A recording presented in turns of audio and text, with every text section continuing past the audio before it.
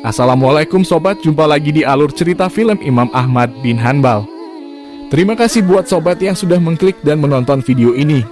Semoga kalian selalu diberikan kesehatan dan murah rizki. Video kali ini kita akan lanjut bahas alur cerita episode yang ke-10.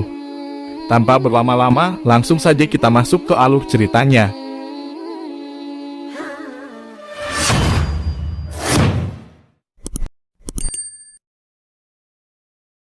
Baik sobat, melanjutkan cerita pada episode sebelumnya. Cerita dimulai memperlihatkan Amirul Mukminin Harun ar-Rasyid sedang berdoa meminta diberikan kemudahan dalam setiap urusannya sebagai khalifah, agar ulama dan para penasehatnya sejalan dengannya. Di tempat lain memperlihatkan perjalanan Imam Syafi'i yang kembali ke Mekah. Selanjutnya beralih ke Suhaib bersama Badar, di mana dalam perbincangan mereka menyinggung tentang paham Mu'tazilah. Suhaib menyangka jika Badar akan kembali memintanya ikut bergabung dalam paham tersebut. Tapi ternyata Badar hanya berniat menyewa tempat Suhaib sebagai tempat tinggal untuk Abi Duat. Perbincangan mereka itu pun tak sengaja didengar oleh Faraj yang berprofesi sebagai mata-mata di pasar itu. Selanjutnya cerita beralih ke Ahmad bersama ibunya, di mana Ahmad memutuskan akan pergi merantau menuntut ilmu ke kota lain.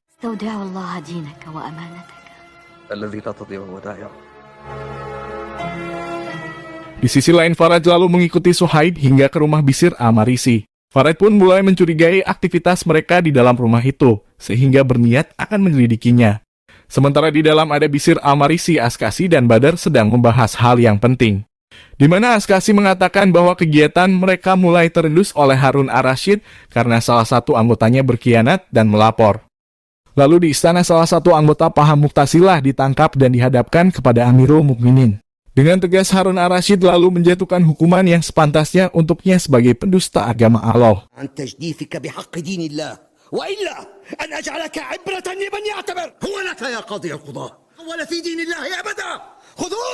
Lalu di tempat lain Ahmad bersama Ibnu Nuh singgah sementara dari perjalanan mereka untuk merantau menimba ilmu ke kota lain.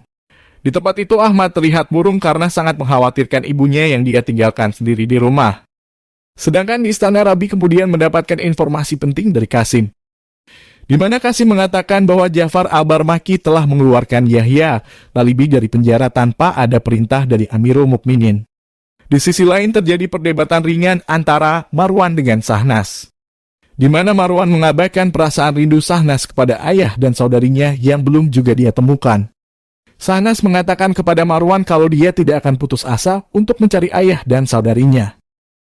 Cerita beralih ke majelis pengajian Syekh Yazid bin Harun Imam penduduk Wasit, di mana Ahmad dan Ibnu Nuh juga ikut dalam pengajian itu. Syekh Yazid bin Harun lalu membuat gurauan untuk para muridnya sebelum memulai kajian sehingga membuat mereka tertawa kecuali Ahmad. Sikap tidak senang Ahmad itu pun menjadi perhatian dari Syekh Yazid bin Harun. Lalu di rumahnya Ibu Ahmad meluapkan kerinduannya atas putranya kepada Ibu Khalid. Dia mengatakan bahkan dia tidak bisa tidur memikirkan putranya. Dia khawatir kalau putranya akan pergi selama bertahun-tahun. Ibu Khalid lalu mencoba menguatkan dan menenangkan Ibu Ahmad. Kembali ke majelis pengajian Syekh Yazid bin Harun. Usai pengajian, Syekh Yazid lalu memanggil dan menanyakan nama Ahmad bin Hanbal. Dia lalu bertanya kepada siapa Ahmad berguru tentang hadis. Ahmad pun menjawab kalau dia pernah berguru dari Syekh Abu Yusuf, murid dari Abu Hanifah, dan fokus belajar pada Syekh Husain al-Wasiti. Syekh Yazid lalu bertanya kenapa Ahmad murung dan cemberut saat dirinya membuat gurauan saat membuka pengajian tadi. Ahmad lalu menjawab kalau dia tidak senang jika majelis pengajian dijadikan tempat bercanda. Malam harinya Ahmad kembali termenung dan sangat merindukan ibunya. Sebaliknya di Baghdad sang ibu juga merindukan dan mengkhawatirkan putranya. Cerita beralih ke Amirul Mukminin bersama Rabi di istana.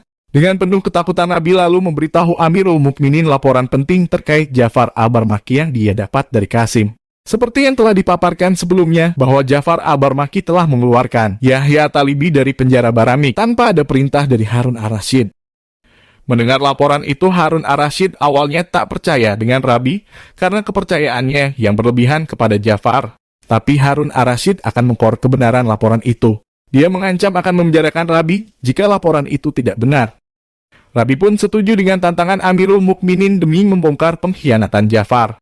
جعفر البرمكي أطلق سراح يحيى بن عبد الله الطالبي من سجنه لا أظن مولاي أمير المؤمنين وقد رأى من خيانة هذا الطالبي ما يمنعه من ذلك. أرجو أن يكون ما نقلته إلي صحيحا يا أبا العباس، إلا فوالله فإنك ستؤنس وحشة يحيى بن عبد الله في سجنه. Beralih ke majelis pengajian Syekh Yazid bin Harun. Dengan kecerdasannya menghafal hadis Ahmad bin Hanbal, lalu memperbaiki bacaan hadis yang disampaikan oleh gurunya. Sementara di tempat lain, Safi mulai memikirkan Fauz yang selalu ada dalam pikirannya. Kejujuran dan kondisi Fauz yang tersolimi membuat Safi terus memikirkannya. Sayangnya hal itu dia sembunyikan dari kakaknya, sehingga kakaknya meminta Safi untuk tidak membeli Fauz. Tapi Safi berniat akan kembali membujuk dan menceritakan yang sebenarnya kepada kakaknya tentang Fauz agar dia mau membeli Fauz. Selanjutnya di istana, Amirul Mukminin memanggil Ja'far Abar-Maki untuk mendengar langsung jawaban Ja'far dan menginterogasinya terkait laporan dari Rabi. Amirul Mukminin kemudian bertanya kepada Ja'far tentang Yahya At-Talibi dan kondisi penjara di negeri Baramik. Dengan santai dan merasa tidak dicurigai oleh Amirul Mukminin, Ja'far pun menjawab kondisinya biasa saja, tidak ada yang perlu dikhawatirkan. Tapi Harun Ar-Rasyid kembali mempertegas jawaban Ja'far itu jujur atau tidak dengan bersumpah. Akhirnya karena pengaruh wibawa yang begitu besar dari Harun Ar-Rasyid, Ja'far terlihat ketakutan dan mengakui perbuatannya sudah membebaskan Yahya At-Talibi dari penjaranya. Dia beralasan terpaksa melepas Yahya At-Talibi karena adanya bahaya ancaman dari pendukung Yahya yang akan mengguncang keselamatan Amirul Mukminin. Setelah membongkar kebobrokannya sendiri di depan Amirul Mukminin, Ja'far ternyata terlihat sangat percaya diri kalau Harun Ar-Rasyid akan percaya dan sependapat dengannya. Dia beranggapan kalau Harun Ar-Rasyid akan selalu percaya kepadanya karena pernah menjadi saudara satu persusuan dengannya. Kesalahan Ja'far telah fatal, dia selalu menganggap dirinya setara dengan Amirul Mukminin. Dia sangat berani mengambil alih kewenangan Amirul Mukminin, bahkan berani memutuskan segala sesuatu tanpa ada perintah dari Amirul Mukminin. Dan sekarang dia tidak tahu keputusan dan hukuman yang berat menanti di depannya atas perbuatannya.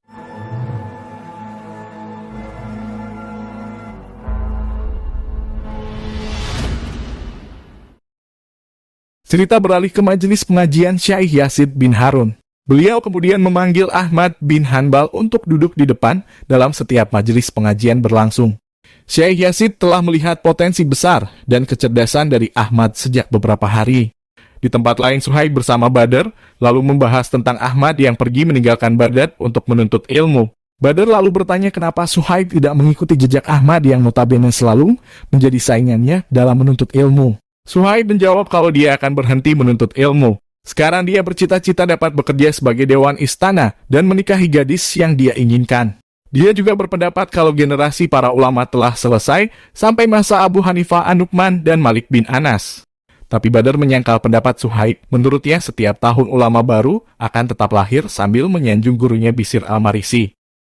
Di sisi lain terlihat Ahmad bin Hanbal sedang sakit.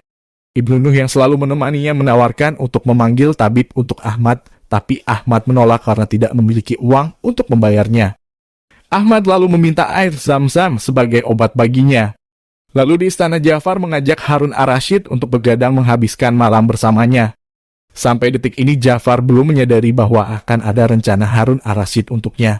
Setelah Ja'far pergi, Harun Ar-Rasyid lalu memerintahkan Masrur untuk memanggil Rabi dan para kepala pasukan secara rahasia tanpa ada satu orang pun yang tahu. Kembali ke Ahmad bersama Ibnu Nuh. Ahmad pun telah pulih dari sakitnya. Ahmad lalu berkata kalau dia memimpikan ibunya dalam kondisi tidak baik. Ahmad lalu mengajak Ibnu Nuh untuk pulang ke Baghdad.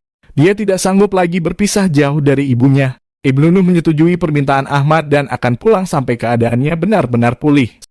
Sementara di istana Amirul Mukminin, Harun Ar-Rasyid mengumpulkan dan memerintahkan penasehatnya dan kepala pasukan untuk menangkap keluarga Abar-Maki dengan cara rahasia.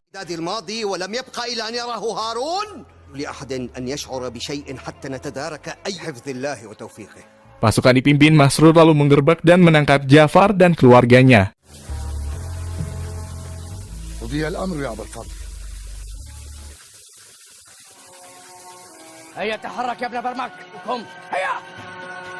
Selanjutnya Amirul Mukminin memerintahkan Rabi untuk memenjarakan Fadl, Yahya dan Musa. Sedangkan untuk istri dan anak-anak mereka, Amirul Mukminin melarang Rabi untuk menyentuh apalagi menindaknya. Harun Ar-Rasyid juga memerintahkan Isa untuk tetap mengawasi dan tidak lengah kepada Yahya Abar-Maki dan putra-putranya di penjara. Setelah semuanya pergi, Amirul Mukminin lalu memerintahkan Masrur untuk mengeksekusi Ja'far dan membawa kepalanya ke hadapannya. جعفر البرمكي صار في السجن يا مولاي. جئني برأس جعفر. Cerita beralih ke Yahya beserta kedua putranya Fadl dan Nusay yang telah dipenjara. Mereka lalu membahas kenapa Ja'far tidak dipenjara bersama mereka. Fadl berpendapat kalau Harun ar-Rasyid mungkin memberikan hukuman yang lebih ringan kepada Ja'far karena alasan kedekatan mereka. Tapi ayahnya justru berpendapat kalau kedekatan dengan Harun ar-Rasyid malah akan membawa resiko dimaafkan atau dihinakan. Sehingga dia tetap optimis bahwa Harun ar-Rasyid tidak akan menyakiti Ja'far. Sementara Ja'far tidak percaya kalau dirinya bakal dipenjara seperti itu oleh Harun ar-Rasyid. Dia lalu meminta Masrur untuk menyampaikan permintaannya ingin berbicara dengan Amirul Mukminin. Ja'far lalu mengungkapkan kedekatannya dengan Harun ar-Rasyid. Dia sangat yakin kalau Harun ar-Rasyid telah salah mengambil keputusan untuknya. Dia begitu percaya diri kalau Harun ar-Rasyid tidak akan berani menjatuhkan hukuman yang berat kepadanya. Karena dia merasa telah menjadi bagian yang berarti dalam hidup Harun ar-Rasyid. Ja'far sama sekali belum menyadari kalau umurnya tidak akan lama lagi. Kemudian di istana Masrur lalu menyampaikan permintaan Ja'far untuk bisa bicara dengan Harun ar-Rasyid. Tapi dengan tegas dan keras, Amirul Mukminin Harun ar-Rasyid kembali memerintahkan Masrur untuk segera mengeksekusi dan membawa kepala Ja'far ke hadapannya. وأنا أيضا أريد رؤيته أيها الأحمق ولكني أريد رؤيته مقطوع الرأس. اذهب وإلا والله. هيا. أمر مولاي. Akhirnya beberapa saat kemudian, Ja'far pun dieksekusi mati oleh Masrur.